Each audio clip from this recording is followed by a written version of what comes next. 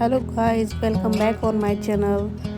आपका स्वागत है। आज काफ़ी टाइम बाद ब्लॉग आ रहा है। लगभग 1 महीने से भी ज़्यादा हो गया मैंने ब्लॉग नहीं डाला है। मैं ब्लॉग बना ही नहीं पा रही थी। मेरे से बहुत ज़्यादा अपनी तबीयत ख़राब चल रही थी, इस वजह से मैं ब्लॉग नहीं बना पा रही थी। तो आज छोटे से ब्लॉग में आपका स्वागत है। वीडियो अच्छी लगे तो ज़रूर लाइक करें। यहाँ मैं डॉक्टर के पास जाने के लिए तैयार हो गई थी। आज डॉक्टर के पास की अपॉइंटमेंट था। आज मेरा 5th मंथ चल रहा है। ऑलमोस्ट मुझे 5th मंथ कंप्लीट होने वाले हैं। तो डॉक्टर के पास आज अपॉइंटमेंट थी। 1 महीने बाद जा रहे हैं आज हम। पहले 1 महीने पहले की हम दवाई ले आए थे डॉक्टर से। 1 महीने पहले गए थे, 25 को ही गए थे लास्ट डेट भी, और आज भी 25 ही है। तो आज दवाइयाँ ख़त्म हो गई थी सारी कल। तो आज की अपॉइंटमेंट थी डॉक्टर के पास। यहाँ मैंने एकादशी का पूजा वगैरह सब करके, व्रत भी ओपन करके मैं अपने कपड़ों पे प्रेस कर रही हूँ, आयरन करने जाने के लिए रेडी होने के लिए।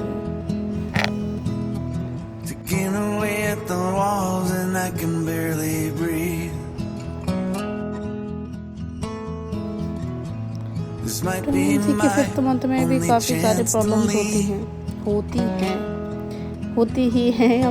ये तो पता नहीं, लेकिन मुझे तो कुछ ज़्यादा ही होती है। मुझे बैठने से भी प्रॉब्लम है। मुझे रीढ़ की हड्डी के लास्ट में बहुत ज़्यादा काफ़ी पेन होता है। बैठा नहीं जाता, बैठ जाऊँ तो फिर उठा नहीं जाता, बहुत ज़्यादा दिक्कत होती है। डॉक्टर से मैंने बोला इसके दर्द वगैरह के लिए, मसल्स वगैरह की राहत के लिए कुछ बता दो, दे दो। तो उन्होंने साफ मना कर दिया कि मैं इस दर्द वगैरह का कुछ नहीं कर सकती। वो तो आपको फेस करना ही पड़ेगा, दर्द तो आपको सहन करना ही पड़ेगा, उसके लिए मैं कुछ नहीं कर सकती। बाकी और कुछ प्रॉब्लम होगी उसके लिए मैं ज़रूर कर सकती हूँ।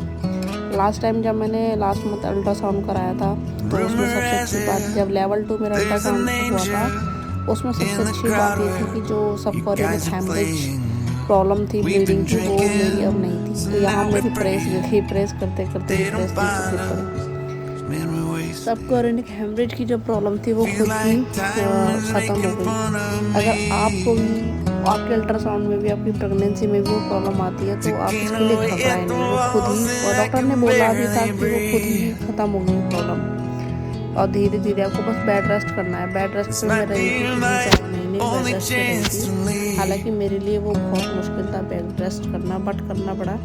तो जब लेवल 2 स्कैन कराया था मैंने, उसमें वो प्रॉब्लम नहीं थी। लेवल 2 स्कैन में मेरा सब ओके था, बट थोड़ा बेबी कमजोर था। बेबी का वेट बहुत कम था।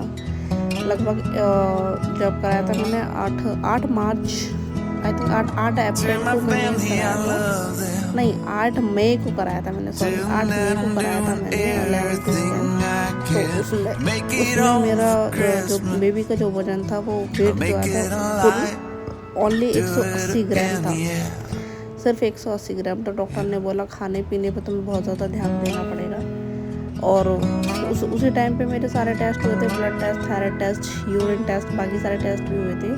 तो मुझे थोड़ा इन्फेक्शन भी आया था यूरिन में, और थायराइड आया था, थोड़ा सा ही थायराइड था। हीमोग्लोबिन ठीक था, थोड़ा बहुत कम तो चलता ही है, इतना कम नहीं था। और डॉक्टर ने हीमोग्लोबिन के लिए कुछ नहीं बोला था। खाने पीने के लिए बोला था कि तुम्हें अगर वेट गेन करना है तो बहुत ज़्यादा करना पड़ेगा, खाना पीना अच्छे से खाना पड़ेगा, हेल्दी खाना पड़ेगा।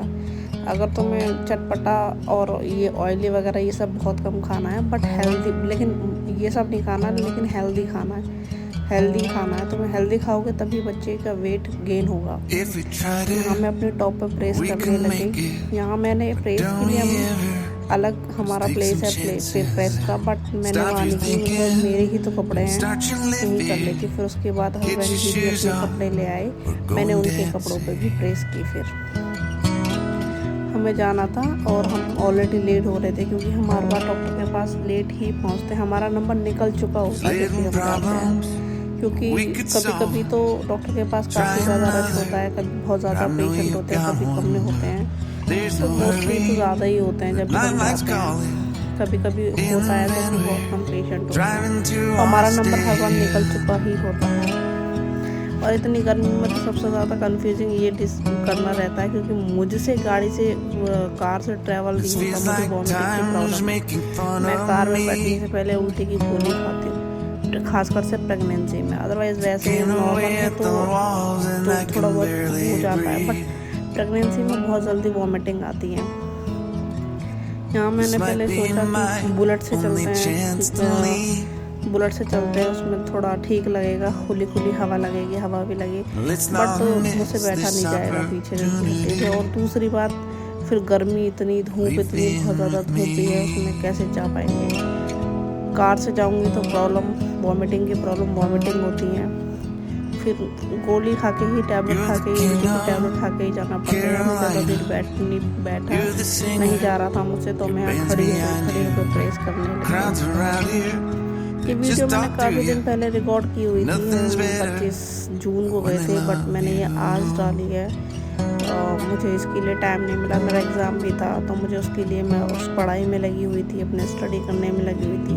अब थोड़ा जाके मैं फ्री हुई हूँ, मुझे थोड़ा टाइम मिला है, तो ये वीडियो 25 जून की ये रिकॉर्डेड है। हम 25 जून को गए थे डॉक्टर के पास।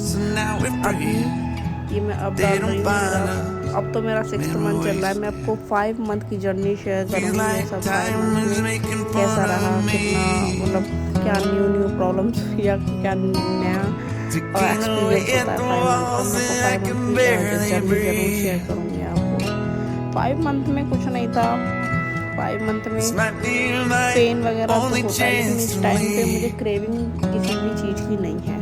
क्रेविंग खाने पीने की किसी भी चीज़ की इतनी क्रेविंग नहीं है, पता नहीं क्यों। मतलब फर्स्ट 3 मंथ में बहुत ज़्यादा क्रेविंग थी, 3 to 4 मंथ में बहुत ज़्यादा क्रेविंग थी, मुझे ये खाना है, मुझे वो खाना है।